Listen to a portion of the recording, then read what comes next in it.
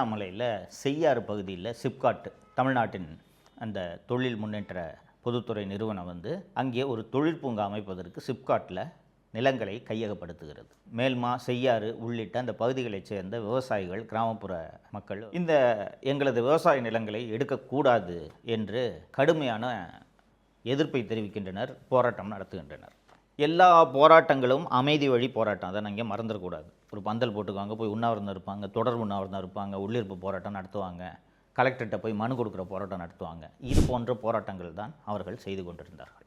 இப்படிப்பட்ட ஒரு சூழ்நிலையில் 4 நவம்பர் 2023 அன்று விவசாயிகள் இதே மாதிரி கலெக்டர்கிட்ட மனு கொடுக்கறதுக்கான ஒரு போராட்டத்தை நடத்துகிறாங்க. அப்போது காவல்துறை ஒரு 18 பேரை கைது பண்ணி சிறைக்கு அனுப்பிடுறாங்க. ஆனால் செய்யாறு மேல்மா பகுதியில் இந்த போராட்டம் நடத்தியதில் 20 பேரை ரிமாண்டுக்கு அனுப்பிச்சிட்டாங்க சிறைக்கு. ரிமாண்டுக்கு அனுப்பியதோடு இல்லாமல் பாக்கியராஜ், பச்சையப்பன், தேவன், சோழன், அருள் ஆறுமுகம், திருமால் உள்ளிட்ட 7 பேரை குண்டர் சட்டத்தில் அடைத்தது திமுக அரசு. நம்ப முடியுதா உங்களால்? குண்டர் சட்டம் என்பது எதற்காக? ரவுடிகளை, கொலை செய்பவர்களை, நில அபகரிப்பில் ஈடுபடுபவர்களை, கள்ளச்சாராயம் காய்ச்சுபவர்களை, போதைப்பொருள் விற்பவர்களை தடுப்பதற்காக உருவாக்கப்பட்ட அந்த குண்டர் சட்டத்தில் விவசாயிகளை அடைத்தது இந்த திமுக அரசு. தமிழகமே கொதிச்சு போச்சு.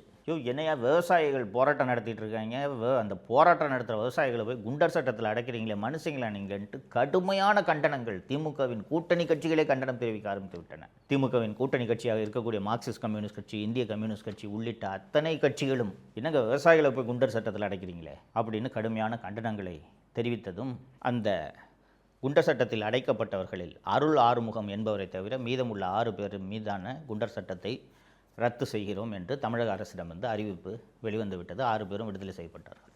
அப்போது அரசு சார்பில் சொல்லப்பட்ட விளக்கம் என்ன தெரியுமா? முதல்வருக்கு தெரியாமல் குண்டர் சட்டத்தை போட்டுட்டாங்க, முதல்வரோட கவனத்துக்கு நாங்கள் கொண்டு சென்றதும் ரிலீஸ் பண்ண சொல்லிட்டாரு அப்படின்னு. ஃபஸ்ட்டு இது கேட்பதற்கு அவமானமாக இல்லையா? ஒரு சிப்காட் நிலம் எடுக்கிறதுக்கு விவசாயிகள் போராட்டம் பண்ணுறாங்க, அந்த போராட்டத்தில் இருக்கவங்கள ரிமாண்டு பண்ணுறாங்க, ரிமாண்டு பண்ணி அதில் 7 பேர் மேலே குண்டாஸ் ஆக்ட் போடுறாங்க. இது எப்படி ஒரு முதல்வருக்கு தெரியாமல் இருக்கும்? உளவுத்துறையிட முதல்வரிடம் சொல்ல வேண்டாமா? முதல்வருக்கு தெரியாமல் இது நடந்துவிட்டது என்பதை சொல்வதற்கு உங்களுக்கு வெட்கமாக இருக்க வேண்டாமா?